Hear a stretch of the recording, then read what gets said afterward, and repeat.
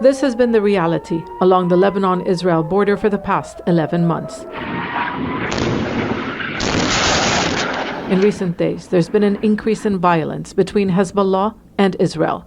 The armed group has intensified its number of rocket and drone attacks, at times reaching deeper inside Israel and in areas that civilians have still not evacuated. Drones carry small quantities of explosives, but the attack is seen as a message at a time when Israel has intensified its strikes in southern Lebanon. Israel says it intends to maintain its attacks on Hezbollah's military assets until it can return tens of thousands of residents to northern Israel.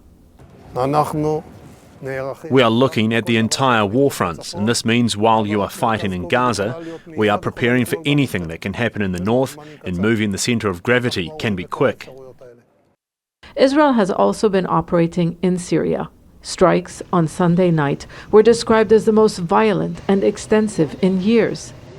This is brutal aggression. This is barbaric aggression. At this moment, there are 18 deaths and 37 injuries.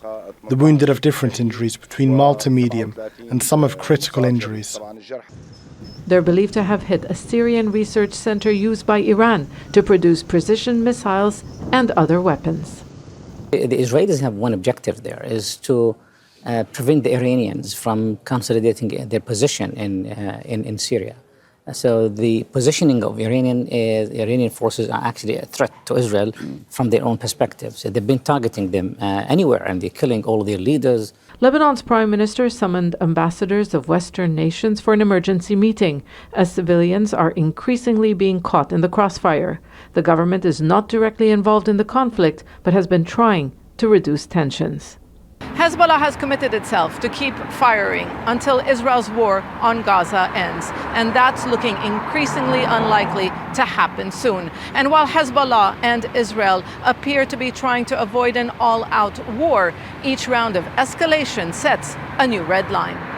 The Israeli army has been instructed by Prime Minister Benjamin Netanyahu to prepare to change the situation along the border. Its leaders have presented operational plans for Lebanon to visiting U.S. military officials whose support would be important in any major operation. Washington has been trying to prevent a widening of the war weeks before the U.S. presidential election. But in the absence of a ceasefire in Gaza, there's little guarantee the escalation will remain controlled. Zeina, Khodr, Jazeera, Beirut. Make sure to subscribe to our channel to get the latest news from Al Jazeera.